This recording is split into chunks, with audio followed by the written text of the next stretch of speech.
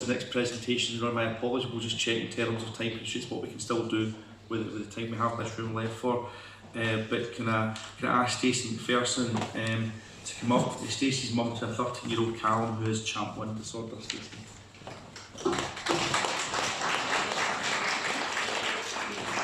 Hi everyone, so I'll keep this short and sweet, just like myself.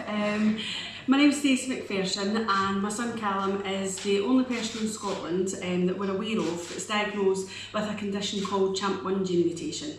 To date we've got 64 people that we know of in the world, and thankfully we've got 59 of those families connected together in the Facebook support group that I run.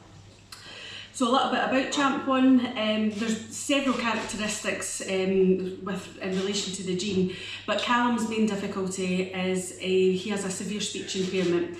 He knows exactly what he wants to say, he knows exactly what's going on in the world round about him, but he has to use various tools. He's got his iPad that has got a talking app on it, and we program it to him.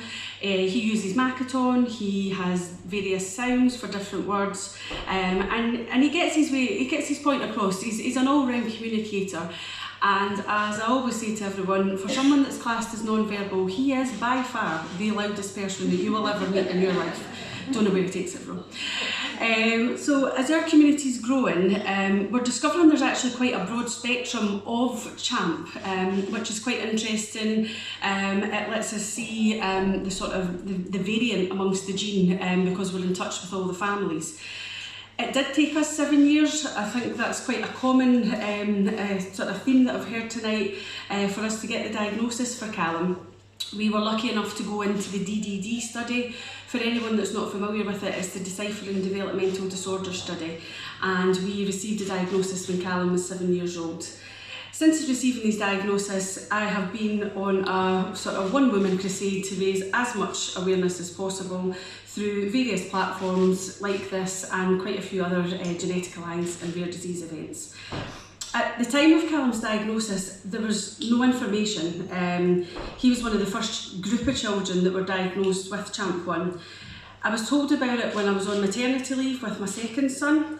I was told, don't Google it, you won't find anything. So of course I Googled and I didn't find anything. So through time, because I didn't find anything, I went on a daily Google hunt to try and find something on the gene, and there was nothing there. So I just decided to crowdfund and I made my own website. It's not fancy-dancy, but it does what we need, and we get pings regularly, and we've found, or new families have actually found us through our website. So there's never really been any support since we've had the diagnosis. It's very lonely at times, it's very isolating. You can't find the answers to the questions that you have, and you have a lot of questions when you've been given this rare diagnosis for your son. If we had a dedicated rare conditions coordinator at the time of diagnosis, it would have helped so much. I'm the one that's finding out information from other families, and I'm the one that looks for services that I think will help Callum. And I do all this because I've got no point of contact that I could go to that can help me with this. If I didn't do it, well, it just wouldn't get done. If I had someone to chase up test results or to make referrals that were made, or just someone to ask me, how are you doing? Then it would take the pressure off me without a doubt. I'm lucky enough now that we do have our Facebook group, and it's our CHAMP family.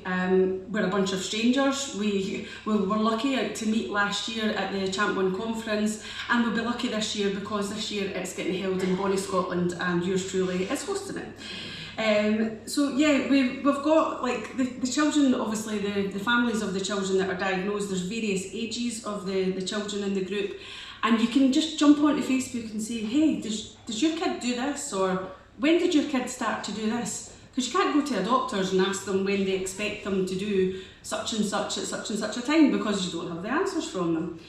We're told by the medical professionals, you're now the experts, and that we are. But it can take its toll on you though. We're the ones that have to fight for referrals to be made, and we're the ones that have to continually explain to the health professionals about CHAMP1. We're the ones that have to hope that medical professionals listen to us about what's the best care for our children.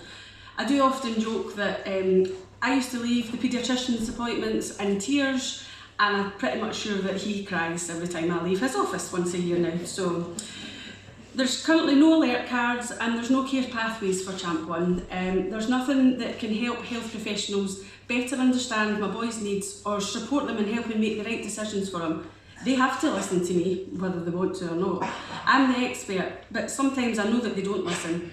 I think that alert cards for rare diseases or patient passports that flag rare conditions that are universal across NHS Scotland would not only be helpful for families like ours and NHS staff, but they could prevent the wrong treatment or care being given, and they could even save lives. Of course, I do understand that not every health professional can know everything about every rare disease, but they do need to recognise that families still need help, and that any information about rare diseases is better than no information at all, and that directing families to where they can find the right support is so important. Any of our new families find us through Googling CHAMP. They find us on Google now. And I feel that more needs to be done for families when they receive their child's diagnosis to enable them to feel like they're not alone, and they do have that little piece of information that would mean so much to them in that moment that their world gets turned upside down. Health professionals, they need to be educated and they need to be able to give parents information at that crucial point in their child's journey. It is overwhelming to receive a diagnosis, but it's even more overwhelming to be told, well, you're now the expert. That's not good enough. We need more as parents, and our children deserve more. I'm told it's not rare to have a rare disease, and now that we live in a rare disease world, I completely agree. It is imperative that the work on the rare disease strategy continues, and our stories and experiences must be at the heart of what comes next. We need a future policy, and we need to ensure the rights of services, care and support, and make sure that this is all in place for my child, for other children and for future generations of our rare world. Thank you for listening.